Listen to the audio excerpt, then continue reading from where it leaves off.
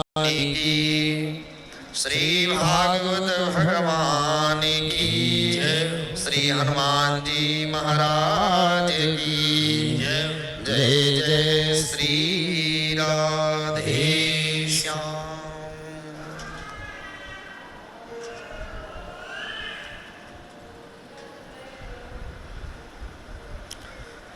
परमात्मा के कारण, करुणा के कारण हम सबको इस पावन ग्राम सभा में बैठ करके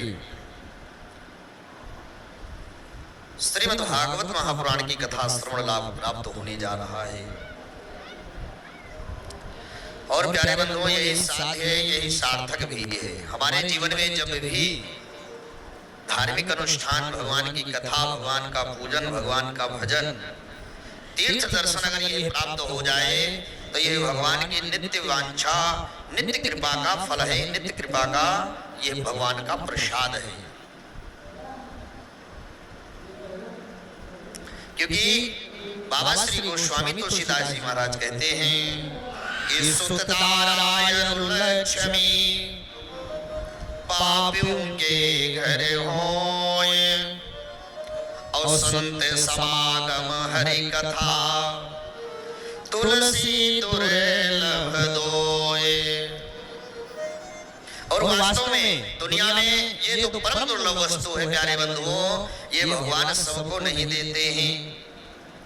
कहा गया है कि जन्मांतरे भवेत् पुण्यम तदा भागवतम लभेत्। जब हमारे जन्म जन्मांतर कल्प कल्पांतर के पाप जल करके भस्म होते हैं और हमारे पुण्यों का उदय होता है, तब हमारे जीवन में ऐसा सुंदर सुयोग्य अवसर आता है कि हम सब बैठ करके भाव से भगवान की कथा को श्रवण करते हैं।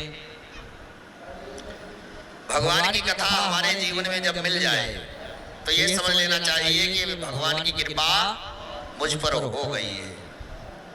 क्योंकि जब तक जीव पर भगवान की कृपा नहीं होती है तब तक भगवान जीव को अपनी कथा नहीं देते। संसार की व्यथाओं में जीव को भगवान फंसा करके रखते हैं। क्यों? क्योंकि जो व्यक्ति कथा सुन लेता है वो संसार सागर के बंधनों से मुक्त हो जाता है। तो भगवान जब तक हम सबको संसार सागर में नचाना रहता है, भगवान नचाते हैं। जब भगवान हम सबको नचा लेते हैं, नचाने के बाद में भगवान अपनी कथा दे देते हैं। बाबा कहते हैं कि सबही नचावत राम गोसाई, सबही नचावत राम गोसाई, सबही नचावत राम गोसाई, सबही नचावत। सभी लोग गाइए नाचत रे मर कटकी नाई, नाचत रे मर कटकी नाई, नाचत रे मर कटकी नाई, नाचत रे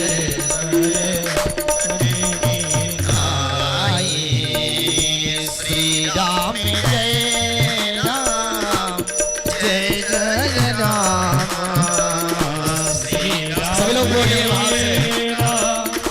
जय जय राम, श्री राम जय राम, जय जय राम, श्री राम जय राम, जय जय राम, श्री राम जय राम, जय जय राम,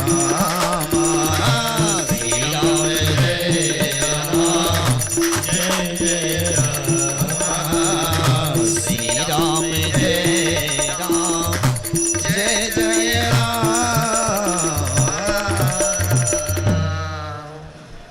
इस तरह से परमात्मा जैसे कोई मदारी बंदर को लेकर के आता है रस्सी में बांध करके ना, गांव में मदारी बंदर को नचाता है, इसी तरह से भगवान हम सबको भी रस्सी में बांध लिए। अच्छा रस्सी क्या है? यही रस्सी हमारा जो अहंता है, ममता है, यही ममता रूपी रस्सी से भगवान ने परिवार के साथ में जोड़ दिया है, परिवार के साथ में भगवान ने बांध दिया है। अच्छा भगवान नचाएंगे कब तक? भगवान हम सबको नचाएंगे कब तक? जब तक हम लोग अपने परिवार में, जब तक मेरे परिवार में आसक्ति रहेगी तब तक भगवान हमें नचाएंगे। और जिस दिन परमात्मा ने कृपा कर दिया तो जो आपके अंदर में मोह रूपी रस्सी है, ममता रूपी रस्सी है, अहंता रूपी रस्सी है, वो परिवार से जिस दिन आपका मन हट करके भगवान के श्री चरणों में लग जाए तो ये समझ लेना कि अब भगवान हमको मुक्त कर दिए। बोलो भक्तवत्सल भगवान की। हम लोग संसारिक कार्य को हर रोज करते, वास्तव में प्यारे बंधुओं ये जो श्रीमद् भागवत महापुराण की एक शत गाथा है ये सबको प्राप्त नहीं होती है, देव दुर्लभ वस्तु है। अभी हम लोग कथा में श्रवण करने के लिए करेंगे कि श्रीमद् भागवत महापुराण की कथा को श्रवण करने के लिए देवता लोग स्वर्ग के सुख को छोड़ करके मृत लोक में आ जाते हैं। हम लोग भगवान के मंदिर में जाते हैं, तीर्थ यात्रा करते हैं, भगवान की कथा सुनते हैं, इसलिए कि मरने के बाद में हमको स्वर्ग की प्राप्ति होगी।